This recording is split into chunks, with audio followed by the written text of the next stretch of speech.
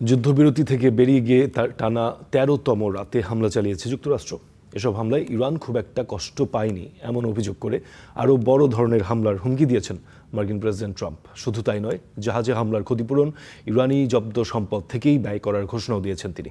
তবে ইরান হুঁশিয়ারি দিয়েছে, এটি করা হলে কারো সম্পদই আর নিরাপদ থাকবে না।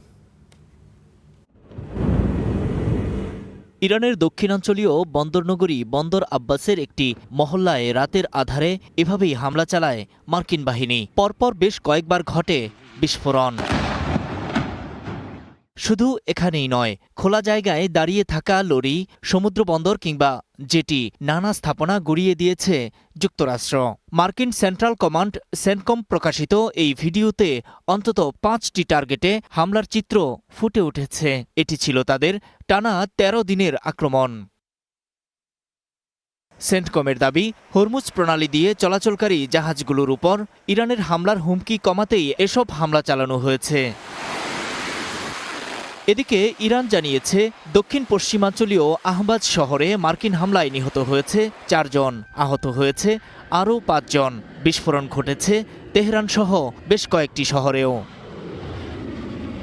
এসব হামলার পরও ইরান এখন পর্যন্ত খুব একটা কষ্ট পায়নি বলে দাবি করেছেন মার্কিন প্রেসিডেন্ট ডোনাল্ড ট্রাম্প। তাই তিনি আরও ব্যাপক হামলার পরিকল্পনা নিচ্ছেন বলেও জানিয়েছেন। শুধু তাই নয়, জাহাজে হামলার ক্ষতিপূরণ ইরানি জব্দ সম্পদ থেকে ব্যয় করার ঘোষণাও দিয়েছেন তিনি। এখন থেকে জাহাজ ও পণ্য পরিবহন সংক্রান্ত যে কোনো ক্ষতির জন্য যুক্তরাষ্ট্রের দখলে ও নিয়ন্ত্রণে থাকা ইরানি সম্পদ থেকে অর্থ ব্যয় করা হবে। এ ক্ষতির পরিমাণ অনেক বেশি হতে পারে, কিন্তু তা সত্ত্বেও এটা করাই যৌক্তিক ও ন্যায়সঙ্গত। অবশ্য ট্রাম্পের এমন হুমকি ধামকি ও হামলার চরম মূল্য দিতে হবে বলে হুঁশিয়ারি দিয়েছে ইরান। দেশটির পররাষ্ট্রমন্ত্রী আব্বাস আরাকচি ইরানি জব্দ সম্পদ ব্যয়ের পরিকল্পনাকে উস্কানি বলে উল্লেখ করে বলেছেন, এটি করলে কারোর সম্পদই আর নিরাপদ থাকবে না।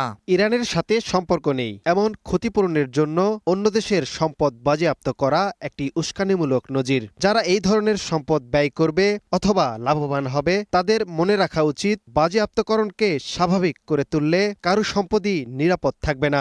এর ফলে সৃষ্ট বিশৃঙ্খলা মোটেও সুন্দর বা শান্তিপূর্ণ হবে না। এদিকে যুক্তরাজ্যের ঘাঁটি ব্যবহার করে মার্কিন বোমারু বিমান চলাচলের বিষয়ে সতর্ক করেছিল ইরান। এর জবাবে যুক্তরাজ্য বলেছে, তাদের সশস্ত্র বাহিনী যে কোনো সম্ভাব্য হামলা থেকে দেশকে রক্ষা করতে প্রস্তুত। নূর মোহাম্মদ, স্টার নিউজ।